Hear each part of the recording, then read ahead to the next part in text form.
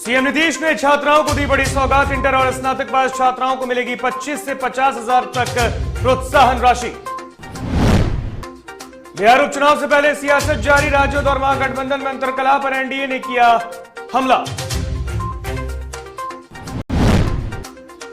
भागलपुर में व्यवसायी वीरेंद्र पासवान की श्रीनगर में मौत पर बिहार में राजनीति शुरू। तेजस्वी ने सीएम पर साधा निशाना।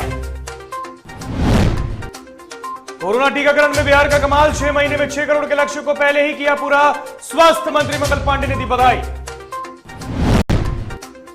झारखंड में लॉकडाउन की पाबंदियों को खत्म करने की उठी मांग। सिंहभूम चैंबर ऑफ कॉमर्स ने स्वास्थ्य मंत्री बन्ना गुप्ता से की अपील।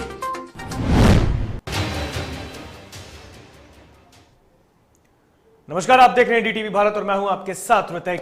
खबरें विस्तार से। बिहार की इंटर पास छात्राओं के लिए खुशखबरी है। नीतीश सरकार अब इंटर पास लड़कियों को 25-25 हजार रुपए देने वाली है। दरअसल मुख्यमंत्री कन्या उत्थान योजना के तहत 4,12,469 इंटर पास अविवाहित लड़कियों को बढ़ी हुई प्रोत्साहन राशि 25-25 हजार रुपए का भुगतान अगले हफ्ते तक सुनिश्चित करने जा रही है। यह राशि डीबीटी के माध्यम से उपलब्ध होगी। इसके लिए शिक्षा विभाग ने 400 करोड़ रुपए सभी जिलों को जारी किए हैं। इसके अलावा सरकार ने मुख्यमंत्री कन्या उत्थान योजना के तहत 1,24,000 स्नातक पास लड़कियों को प्रोत्साहन राशि 50-50 हजार रुपए दिए जाएंगे। तो वहीं आज मुख्यमंत्री नीतीश कुमार ने कल्याण विभाग की समीक्षा करते हुए अधिकारियों को निर्देश दिया, सभी जिलों में अन्य पिछड़ा वर्ग कन्या आवासीय +2 उच्च विद्यालय भी खोले जाएं।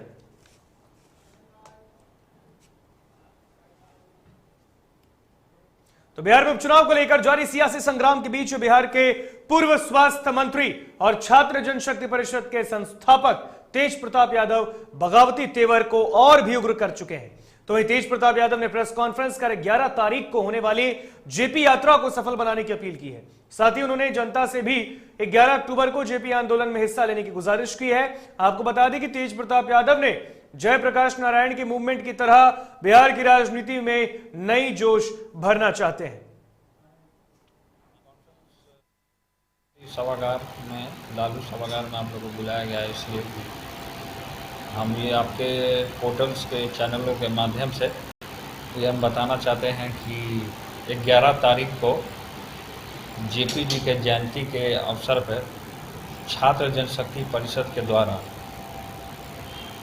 जनशक्ति यात्रा निकालने का काम किया गया और आपके चैनलों के माध्यम से आपके जितने भी फॉलोअर्स हैं, मैं तमाम लोगों को दिन में 11 तारीख को 11 बजे सब लोगों को आने का मैं निमंत्रण देने का काम करता हूं। तो जेपी जी की प्रतिमा पे हम लोग माल्यार्पण करेंगे और वहाँ से नंगे पांव हम लोग जेपी जी के आवास जाने का काम करेंगे। जयप्रकाश जी का जो उस समय में जो संपूर्ण क्रांति जो उन्होंने चलाने का काम किया था, जब जेपी मूवमेंट हुआ था, तो जेपी मूवमेंट में हमारे पिताजी आदरणीय श्री लालू प्रसाद यादव जी उभर करके आने का काम किए थे। एक छात्र नेता के रूप में उभर करके आने का काम किए थे। तो हम लोगों ने ये तय किया है छात्र जनशक्ति परिषद के द्वारा और तमाम जहाँ से जो हमारे संगठन में जो लोग जितने नौजवान जो जुड़ने का काम कर रहे हैं तमाम लोगों से, तो इसमें हमारा जो हथियार है, जिसको हम लोगों ने मिशन को लेकर के चलने का काम किया है, वो हथियार है टोटल रेवोल्यूशन का, संपूर्ण क्रांति का। तो बिहार में उपचुनाव से पहले सियासत गर्म है, तो दूसरी तरफ एनडीए दलों के नेता राजद पर हमला करते हुए दिख रहे हैं और इस दौरान केंद्रीय मंत्री और बीजेपी के फायर ब्रांड नेता कहे जाने वाले गिरिराज सिंह ने लालू यादव को लेकर बड़ा बयान दिया है। उन्होंने आरजेडी को पार्टी का प्राइवेट कंपनी करार देते हुए राजद सुप्रीमो को चेयरमैन बता दिया। लिमिटेड कंपनी है, उसके वो चेयरमैन हैं, अब वो आएंगे अपने राज्य आएंगे तो उनका अधिकार है आना है, तो अपने कंपनी पार्टी का प्रचार करेंगे। तो सर एनडीए के लिए कितना इससे फर्क पड़ने वाला है? क्या फर्क पड़ेगा, वो अपना काम करें। गया माघ 29 दिन बाकी, रिजल्ट आ जाएगा सामने। कन्हैया भी चुनाव प्रचार में आएंगे, ये उनसे पूछ लीजिए, उनसे पूछ लीजिए, इसमें कौन बड़ी बात है। जो अपोजिशन में है, लोकतंत्र में सबको प्रचार करने का अधिकार है, इसलिए लालू जी तो बिहार के बड़े नेता हैं, वो आएंगे प्रचार करेंगे। जनता वोट जिसको देना है देगी, बाद में पता चल जाएगा सबको, हमको भी, लालू जी को। बिहार की राजनीति इन दिनों उपचुनाव को लेकर गरमाई हुई है और इस बीच आरजेडी परिवार में भी खूब उथल पुथल मची है। तो वहीं दूसरी तरफ एनडीए ने आगामी उपचुनाव के दोनों सीटों पर जीत का दावा दर्ज कर डाला है। दरअसल बिहार के उप मुख्यमंत्री तारकिशोर प्रसाद अपने गृह जिला कटिहार पहुंचे, जहां उप मुख्यमंत्री तारकिशोर प्रसाद ने कहा कि परिवारवाद के आधार पर आरजेडी पार्टी चल रही है। वास्तव में लालू प्रसाद की राजनीतिक विरासत का उत्तराधिकारी तेज प्रताप को होना चाहिए और उनके साथ जिस प्रकार का व्यवहार किया जा रहा है, स्वाभाविक है कि उनकी प्रतिक्रिया इसी स्वरूप में आएगी। राष्ट्रीय जनता दल तो परिवारवाद के आधार पर वो राजनीतिक दल चल रहा है और वास्तव में माननीय लालू प्रसाद जी के राजनीतिक विरासत का उत्तराधिकारी तेज प्रताप यादव को होना चाहिए और उसके साथ जिस प्रकार का व्यवहार किया जा रहा है, स्वाभाविक है कि उनकी प्रक्रिया इस स्वरूप में आएगी। देखिए, तो बड़ा दुर्भाग्यपूर्ण स्थिति है कि श्रीमती राबड़ी देवी जी माननीय मुख्यमंत्री रही हैं और वो महागठबंधन की तो बात आप छोड़ दीजिए, अपने दल में भी उन्हें स्टार प्रचारक का स्थान नहीं मिल सका है। तो राष्ट्रीय जनता दल में जो परिवारवाद है उसका जो नेतृत्व की लड़ाई है वो इस तरह से गिर गई है कि उनके दो मुख्यमंत्री हैं उस परिवार में रहे हैं और वे स्टार प्रचारक के रूप में कहीं दिख नहीं रहे। बिहार उपचुनाव को लेकर घमासान जारी है और ऐसे में 20 अक्टूबर को आरजेडी सुप्रीमो लालू यादव के पटना आने की खबर है। साथ ही खबर है कि लालू यादव 27 अक्टूबर को तारापुर में उपचुनाव भी कर सकते हैं, जिसको पटना में कांग्रेस प्रवक्ता राजेश राठौड़ ने प्रतिक्रिया दी। उन्होंने कहा कि लालू यादव के चुनाव प्रचार से कोई फर्क नहीं पड़ेगा, निश्चित रूप से जीत कांग्रेस की होगी। वह कौन व्यक्ति है उसको चिन्हित तेजस्वी यादव जी को ही करना है। मैं दोबारा बोलता हूं, मैं अभी अलग चुनाव लड़ रहा हूं, इसमें बोलने में मुझे कोई दिक्कत नहीं है कि अगर मान सम्मान और विवेक के साथ महागठबंधन का अलायंस, सीटों का समझौता, सीटों का बंटवारा अगर समय पूर्व 2020 में हो गया होता तो राज्य का एक होनहार नौजवान, बेहतर लड़ने वाला, करने वाला तेजस्वी यादव आज बिहार के मुख्यमंत्री होता। लेकिन आरजेडी में कौन है जो उनको मुख्यमंत्री बनने नहीं देखना चाहते और आज भी इस गठबंधन तोड़ने में, अलग प्रत्याशी देने में किसी न किसी की हाथ है, जो चाहता है कि महागठबंधन कमजोर हो और तेजस्वी यादव कमजोर हो। कांग्रेस का वोट तटस्थ और मजबूत है। मेरा उम्मीदवार नौजवान है, मेरा उम्मीदवार समाज के बीच में रहा है, न संजय यादव वहाँ समाज के बीच में रहे हैं, न जेडीयू के प्रत्याशी वहाँ समाज के बीच में रहे हैं, आरजेडी के प्रत्याशी आयातित हैं। कांग्रेस पार्टी के प्रत्याशी राजेश मिश्रा तारापुर में ठोके ठठाए समाज सेवी हैं। वहाँ के जनता जात धर्म से ऊपर उठ के नौजवान इंजीनियर राजेश मिश्रा को भारी मतों के अंतर से जिताएगा। इधर मुंगेर के तारापुर में राष्ट्रीय जनता दल के खिलाफ तेज प्रताप यादव द्वारा निर्दलीय उम्मीदवार उतारे जाने के बाद सियासी गलियारों में दिन भर हलचल दिखी है। कई पार्टियों ने अपने बयान भी दिए और इस दौरान खासकर एनडीए के नेताओं की तरफ से तेज प्रताप यादव की तरफदारी दिखी, तो कांग्रेस और राजद नसीहत देते नजर आए।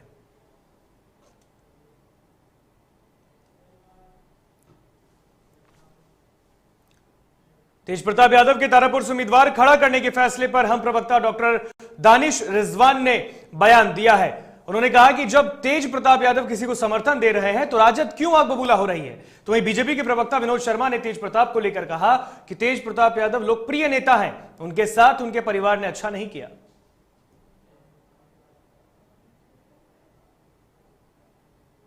देखिए, अगर तेज प्रताप यादव जी ने किसी कैंडिडेट का समर्थन कर दिया है तो इससे राष्ट्रीय जनता दल के नेता है तो वह क्यों मचा रहे हैं। पहले से ही शिवानंद तिवारी जी ने स्पष्ट लहजे में कहा है कि तेज प्रताप यादव जी को निष्कासित कर दिया गया है। ये शिवानंद तिवारी वही शिवानंद तिवारी हैं जिन्होंने लालू प्रसाद यादव जी को सजा दिलवाने में अहम भूमिका निभाई है।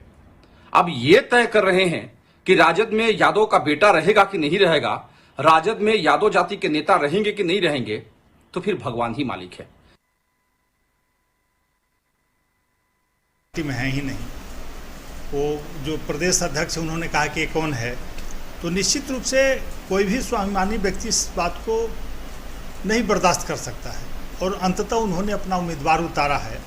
और पहले भी लोकसभा में तेज प्रताप यादव ने अपना उम्मीदवार उतारा था उस विकास के लिए, तो निश्चित रूप से इस बार मार्जिन और ज़्यादा होगा जीत का और इनका असर पड़ेगा। मैंने कहा ना कि मार्जिन बढ़ जाएगा हमारा वोट का, जीत तो सुनिश्चित है लेकिन मार्जिन का अंतर बहुत बड़ा होगा। देखिए, लालू जी जेल में रह के भी प्रचार करते रहे हैं, अपनी भाषा, अपनी जो शैली है लोगों को प्रभावित करते रहे हैं, लेकिन चूंकि घर में ही जब उनकी आग लग चुकी है तो क्या प्रभावित करेंगे? वो अपने घर को सल्टालें, दोनों बेटों को एक मंच पर लावें, उसके बाद तक कहीं बात बनेगी।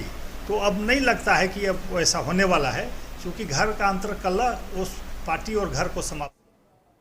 श्रीनगर में 5 अक्टूबर को वीरेंद्र पासवान के आतंकी हमले में मौत के बाद बिहार में रोष व्याप्त है और इस दौरान बेगूसराय में बजरंग दल के कार्यकर्ताओं ने पाकिस्तान के पीएम का पुतला फूंका है। दरअसल बजरंग दल के प्रदेश सह संयोजक शुभम कुमार के नेतृत्व में कार्यकर्ताओं ने शहर में जुलूस निकालकर डीएम ऑफिस पर पहुंचकर पाकिस्तान के प्रधानमंत्री इमरान खान और पाकिस्तान का पुतला जलाया और पाकिस्तान मुर्दाबाद के नारे भी लगाए। तो मैं इस घटना को लेकर नेता प्रतिपक्ष तेजस्वी यादव ने भी सरकार पर निशाना साधा। तेजस्वी ने ट्वीट कर सरकार से पीड़ित परिवार को सहयोग नहीं करने का भी आरोप लगाया। पूरा दुनिया इस्लामिक आतंकवाद से त्रस्त है। इसी दौरान अभी आप देखे होंगे कि कश्मीर में निहत्थे अहिंसक शांति प्रिय बिना शस्त्र के चलने वाले हिंदू, जो वहां पर तथाकथित रूप से, जैसे भारत में मुसलमान अल्पसंख्यक है तथाकथित रूप से, वहां वाकई में हिंदू कश्मीर की घाटियों में अल्पसंख्यक है। आज से 4 दिन पूर्व कश्मीरी पंडित बिंदरू जी की हत्या, उसी दौरान भागलपुर के एक वंचित समाज के एक महादलित परिवार के पासवान जी की हत्या आतंकवादियों के द्वारा की गई। और परसों एक हिंदू शिक्षिका, एक सिख शिक्षिका जिसने एक मुसलमान बच्चे को यहाँ तक की गोद ले रखा था, उनका आईडी कार्ड चेक करके, कि पूरे विद्यालय का आईडी कार्ड चेक किया गया, जिसका भी नाम हिंदू और जिसका भी नाम सिख मिला, उनकी बेरहमी से गोली मारकर हत्या कर दी गई है। आज पूरे भारतवर्ष में विश्व हिंदू परिषद का युवक आयाम बजरंग दल पूरे देश भर में आज पाकिस्तानी आतंकवादियों का, इस्लामिक जिहादियों का आज पुतला दहन करने का काम कर रहा है। मुजफ्फरपुर के महापौर सुरेश कुमार के खिलाफ अविश्वास प्रस्ताव को त्रुटिपूर्ण पाते हुए नगर विकास एवं आवास विभाग ने असंवैधानिक करार देते हुए सुरेश कुमार को नगर निगम बोर्ड की बैठक के लिए भी अधिकृत बताया है, जिसके बाद उनके समर्थकों में खुशी की लहर देखने को मिली है। तो स्थानीय सांसद अजय निषाद ने भी बधाई दी है। तो वहीं मेयर सुरेश कुमार ने बताया कि शहर की जो दुर्दशा है, जल जमाव की समस्या है और 3 महीनों में जो काम नहीं हुआ है उस काम को भी करना है। आपको बता दें कि अविश्वास प्रस्ताव के बाद डीएम प्रणव कुमार द्वारा मांगे गए मार्गदर्शन के जवाब में नगर विकास एवं आवास विभाग ने नगर पालिका प्रशासन निदेशालय के अपर सचिव राम सेवक प्रसाद ने शुक्रवार को पत्र जारी कर सुरेश कुमार को पद पर बनाए रखने के आदेश दिए। ये पहला मुजफ्फरपुर नगर निगम है जहां तीसरी बार महापौर कुर्सी पर बैठेंगे और बैठने का हम लोग जो पत्र नगर विकास से आया है उसके आलोक में बैठेंगे और शहर का जो दुर्दशा है, जो शहर में जल जमाव है और जो 3-3.25 महीना में काम नहीं हुआ है, उसको काम को खास करना है। और खासकर जो हम लोगों ने 2017 से अभी तक जो पास किया है निगम बोर्ड में स्टैंडिंग में, उसका अनुपालन करवाना। सुपौल जिले के बसंतपुर प्रखंड के अंतर्गत 14 पंचायतों में 24 अक्टूबर को 5वें चरण का मतदान है। इसको लेकर तमाम प्रत्याशी डोर टू डोर कैंपेन कर रहे हैं और इसी बीच शनिवार को निवर्तमान मुखिया प्रत्याशी संजीव कुमार मेहता पर पिपराही वार्ड संख्या 1 में प्रचार के दौरान पहले से घात लगाए अपराधियों ने लाठी डंडे और धारदार हथियार के साथ उन पर हमला कर दिया। गौरतलब है कि सूचना मिलने पर भी पुलिस मौके पर नहीं पहुंची, जिसके बाद मारपीट खूनी झड़प में तब्दील हो गई। फिलहाल एसडीपीओ ने मौके पर पहुंचकर मामले की जांच पड़ताल शुरू की है। यहाँ पे उधर से अमित यादव उप मुखिया, जो पिछला उप मुखिया जो था संजय यादव, ये सब अपने सब भाई मिलके यहाँ पे आया मुखिया जी को मारने के लिए। उसमें हम गए बचाने के लिए। भाई यहाँ पे लड़ाई मत कीजिए, आपको जो भी दुश्मनी है बाद में अपना सलटिए, अभी जो वोट मांगने के लिए आया हुआ है वो काम करने दीजिए। उसी में हमको मारने लग गया। देखिए, हम लोग गए थे अपने 1 नंबर और 2 नंबर वार्ड में घूमने के लिए। जनता जनार्दन से आशीर्वाद ले रहे थे कि हम लोग भी फिर मुखिया पहले भी थे, अभी भी हैं, चुनाव हो रहा है तो खड़ा होना ही है, हुए हैं। तो हम लोगों के साथ अचानक जोगिंदर यादव एंड टीम जो भी है अमित यादव वगैरह सब लाठी डंडा पिस्टल तलवार लेकर के आ गए और गेट को घेर लिए और वो तरह तरह की गालियां दे रहे थे कि निकालो, मार देंगे, ये करेंगे, वो करेंगे। हम लोग वहां से निकल गए, फिर भी हमारे कार्यकर्ता के ऊपर वो लोग अटैक किए हैं। खबरों के सफर में यहाँ पर रुकेंगे एक छोटे से ब्रेक के लिए, कहीं मत जाइएगा, जल्द हाजिर होंगे।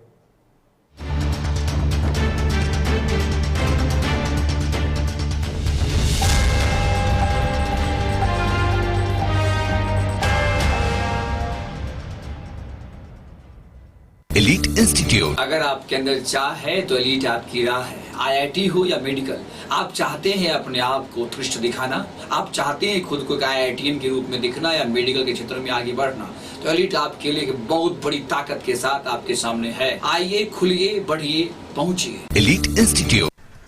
दादी, इतने सारे पापड़ बन गए, क्या करे?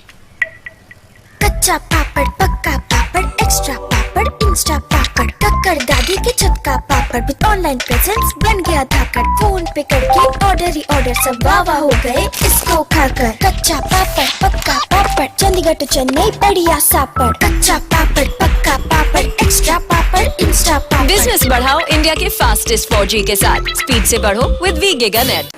आप सभी पिपरा विधानसभा सहित पूरे देशवासियों को नवरात्रि, दीपावली एवं छठ की हार्दिक शुभकामना देता हूं और भगवान से प्रार्थना करता हूं कि आप स्वस्थ रहें, दीर्घायु हो। बहुत बहुत धन्यवाद।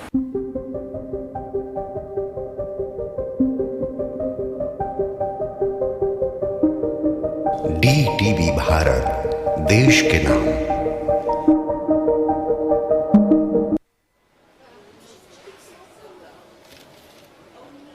और ये रहा आपका बर्थडे गिफ्ट। पापा, बेटा ये कैसा है? ये दुनिया क्यों न समझे, मेरी दुनिया बदल गई।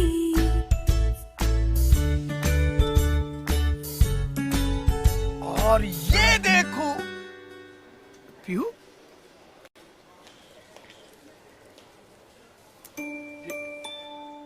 पीहू,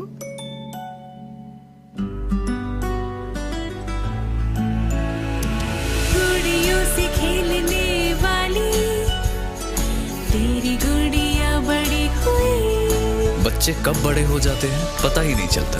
थोड़ा बड़प्पन दिखाइए। रहो सेफ सैनिटरी पैड से खुद को स्वस्थ और सुरक्षित रखने में इनका साथ निभाइए। घर चाहिए, मकान चाहिए कि चाहिए दुकान, या फिर चाहिए जमीन जायदाद, वो भी बिना ब्रोकर, बिना कमीशन के, 100% legal.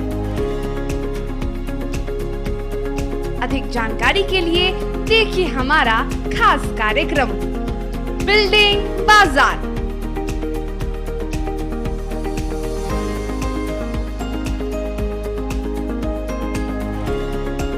Finance expert engineer Madan Gupta के साथ सिर्फ DTV भारत पर, शनिवार और रविवार रात 8:30 बजे।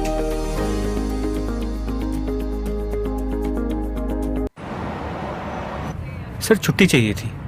क्यों? गांव के सारे घर कच्चे थे, बाढ़ में ढह गए, मेरा भी। Good morning sir. देखिए, बुनियाद भी पक्की, आपका नया घर भी पक्का, सालों साल चलेगा सर। ठीक है, ले लो छुट्टी।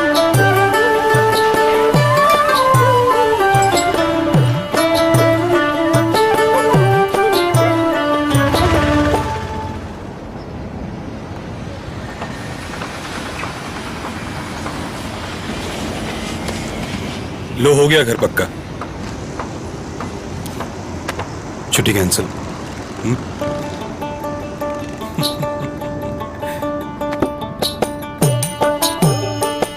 सच्ची खुशी वही होती है जिसकी बुनियाद दूसरों की खुशी में हो।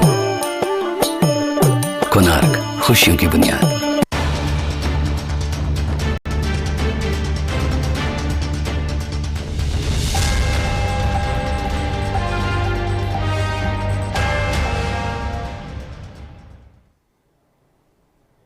ब्रेक के बाद एक बार फिर स्वागत आपका डीटीवी भारत में। बढ़ेंगे खबरों में आगे।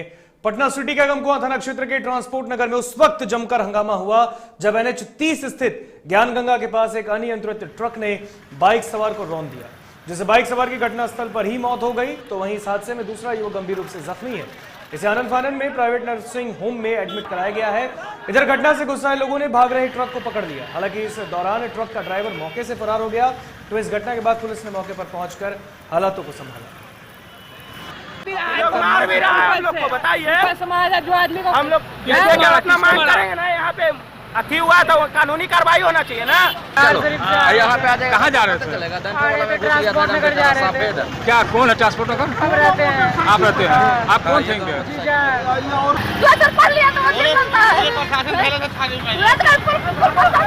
आप लोग आपके साथ क्या हुआ? आपके साथ क्या? कौन मारा? कौन मारा? शराबबंदी के बावजूद शराब तस्कर लगातार शराब की तस्करी कर रहे हैं। बेगूसराय में कोल्ड ड्रिंक्स दुकान की आड़ में शराब बेचने का खुलासा उत्पाद विभाग की टीम ने किया है। साथ ही एक शराब तस्कर को भी मौके से दबोचा है। दरअसल एक्साइज विभाग को सूचना मिली कि नगर थाना क्षेत्र के अशोकनगर में एक कोल्ड ड्रिंक्स दुकान की आड़ में शराब की बिक्री की जा रही है और इसी सूचना पर एक्साइज विभाग की टीम ने दुकान और दुकान के पीछे उसके घर पर छापेमारी की, जहां से 77 बोतल विदेशी शराब बरामद किए गए। पुलिस ने शराब कारोबारी विशाल कुमार को भी गिरफ्तार किया है। पोखरिया में अशोकनगर वार्ड नंबर 37 में छापामारी किया गया, यहाँ पर एक व्यक्ति कोल्ड ड्रिंक का दुकान था, उसी के आड़ में अपने घर में रखकर विदेशी शराब की बिक्री करता था। यहाँ उसके मौजूदगी में ही छापामारी किया गया, जिसमें 77 बोतल विदेशी शराब अच्छे ब्रांड का blended flight, McDowell, royal Milne और इंटीरियर ब्लू की बरामदी की गई है। साथ में अभियुक्त को गिरफ्तार किया गया है और जहां पर से ये शराब मिली है उस परिसर को भी सील किया गया है।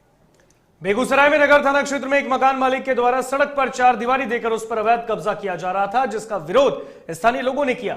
लोगों का आरोप है कि मकान मालिक अभय कुमार सिंह के द्वारा हथियार के बल पर लोगों को डराया धमकाया गया, जिसके बाद स्थानीय लोगों ने एसपी को इस बात की सूचना दी। तत्पश्चात एसपी के निर्देश पर नगर थाने की पुलिस मौके पर पहुंची और फिलहाल अतिक्रमण को रोका गया। वार्ड 40 का मामला है। सर्वोदय नगर की सड़क है और यहाँ जबरदस्ती बाउंड्री वाल दिया जा रहा है हथियार के बल पर। हम लोगों ने पैरा रोकने का प्रयास किया है, प्रशासन भी आए हुए हैं, लेकिन मानने के लिए लोग तैयार नहीं है। हम लोगों ने एसपी साहब से भी गुहार लगाई है, प्रशासन की तरफ से आदमी आए हुए हैं। अब ये काम रोक दिया गया है, लेकिन ये लोग कह रहे हैं कि कल से कोशिश करें। तो अच्छी बेईमानी है। आप सड़क का ज़मीन है, सरकारी सड़क का ज़मीन है और आप उसको बाउंड्री वाल दे रहे हैं, तो यहाँ से वहाँ तक सारे लोग बाउंड्री वाल देंगे। हम उनके पति हैं। हमको जानकारी मिली मोहल्ला के लोगों के द्वारा कि अतिक्रमित कर रहे हैं। इसके पहले जब रोड बन रही थी, हम यहाँ आए और यहाँ इनको कहे कि आप यहाँ से इसको हटाइए, रोड ढलाई होगी। अगर आपकी ज़मीन होगी तो आप अपना कवर कर लीजिए। ठीक, हम अभी भी कह रहे हैं कि ज़मीन पेपर निकाल करके ज़मीन की पैमाइश करवा लें और ज़मीन में अगर इनका ये यहाँ तक होगा, हम लोगों को कोई आपत्ति नहीं। बक्सर के डुमराव नगर परिषद के सामने ऑटो चालकों ने हंगामा किया है। उन्होंने डुमराव विक्रमगंज मार्ग को नगर परिषद कार्यालय के समक्ष जाम कर दिया। वे नगर परिषद द्वारा वसूले जा रहे टोल का विरोध कर रहे थे। उनका कहना है कि हमें नगर परिषद द्वारा कोई सुविधा नहीं दी जाती, ना तो शहर में ऑटो स्टैंड है, ना हमारे लिए कहीं शौचालय की व्यवस्था।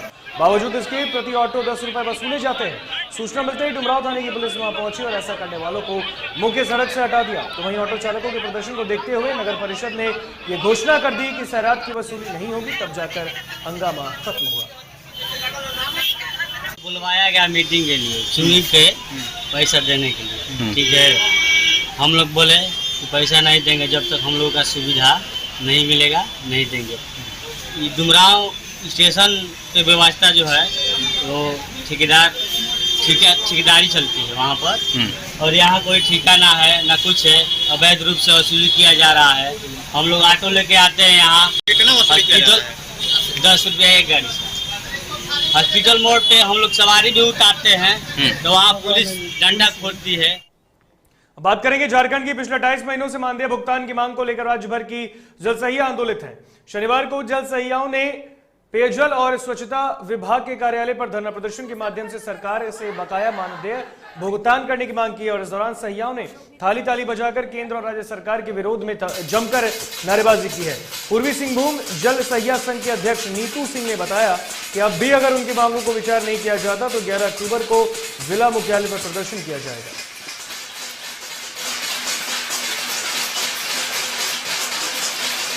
पूर्वी सिंहभूम जिला की जलसेया की अध्यक्ष हूँ और हमारी मांग है कि बकाया मानदेय 28 माह से है, अभी तक जो कि दिया नहीं गया है। हम लोग 2010 से इस काम में जुड़े हुए हैं, लेकिन अभी तक 1 रुपया नहीं मिला है और हम लोग निचले स्तर से काम करते आ रहे हैं। साफ सफाई से लेकर जितने भी निचले स्तर से काम किया जाता है, घर घर जल पहुँचाना, घर घर शौचालय बनाना, रास्ता उस्ता में कूड़ा कचरा है उसको खुद से चुन के बोरा में चुन के उसको जमा करना और साफ सफाई के लिए ही गांव-गांव जागरूक करना। लेकिन 1000 करके जो मानदेय का बात किया वो भी सरकार हम लोग को दे नहीं पा रही है।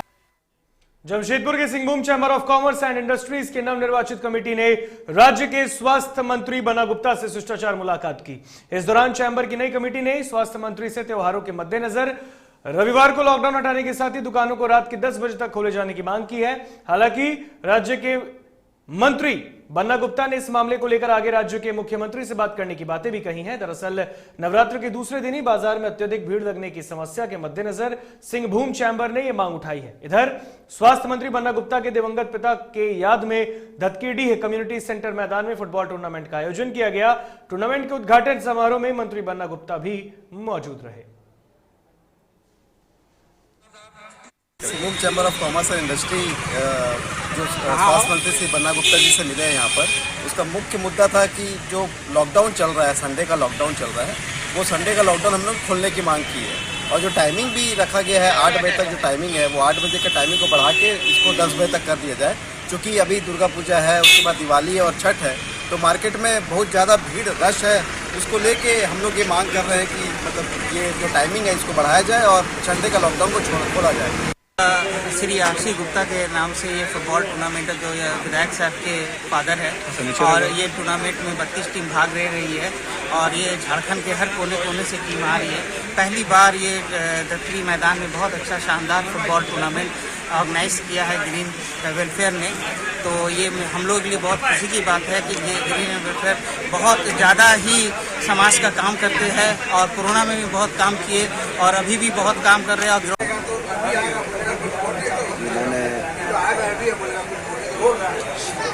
सम्मान दिया है और मेरे लिए काफ़ी भावुक क्षण है। परमपिता परमेश्वर से प्रार्थना है कि इनकी जो संस्था है ये संस्था और आगे बढ़े और मैं इस क्षेत्र का सेवक हूँ और सेवा करना। चलिए अब रुक करेंगे राजस्थान की खबरों का, जहां जयपुर में पुलिस को बड़ी सफलता हाथ लगी है। जहां पुलिस ने अपराधियों के ठिकानों पर दबिश और तलाशी अभियान में कुल 185 अपराधी को गिरफ्तार किया है। वहीं मौके से पुलिस 68 वाहनों के साथ साथ हथियार और मादक पदार्थ भी पुलिस ने बरामद किए हैं। पुलिस आयुक्त आनंद श्रीवास्तव ने बताया कि पकड़े गए अपराधी हथियार के बल पर घटना को अंजाम देते रहे। फिलहाल पुलिस इन सब से पूछताछ कर रही है। जितने भी सदस्य हैं उनके ठिकानों पे, उनके हाइडआउट्स पे, उनके रहवास के जगहों पे आज अर्ली मॉर्निंग जयपुर शहर के समस्त थानों की टीम्स ने, CST, DST की टीम्स ने मिलकर के कार्रवाई करी और उनके ठिकानों पे दबिश दी। तो फिलहाल खबरों में बस इतना ही। मुझे दीजिए इजाजत। स्वस्थ रहें, सुरक्षित रहें और देखते रहिए DTV भारत। नमस्कार।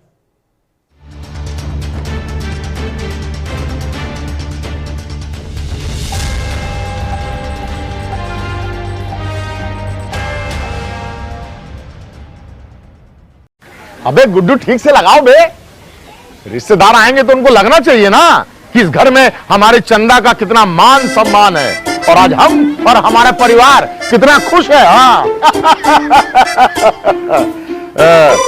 हम तो आपको बताने भूल गए, हमारी चंदा इतने सालों बाद गाभन हुई है। और पहले जो दो खाए ना तो स्वस्थ और तंदुरुस्त कैसे रहेगी।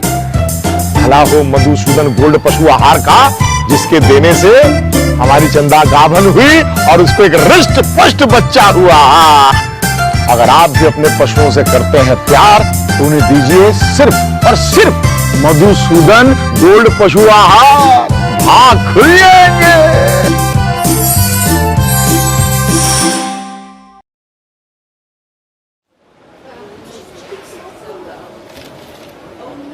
और ये रहा आपका बर्थडे गिफ्ट। पापा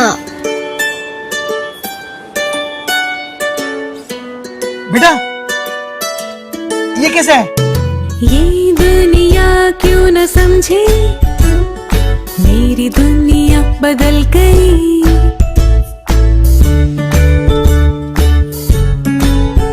और ये देखो प्यू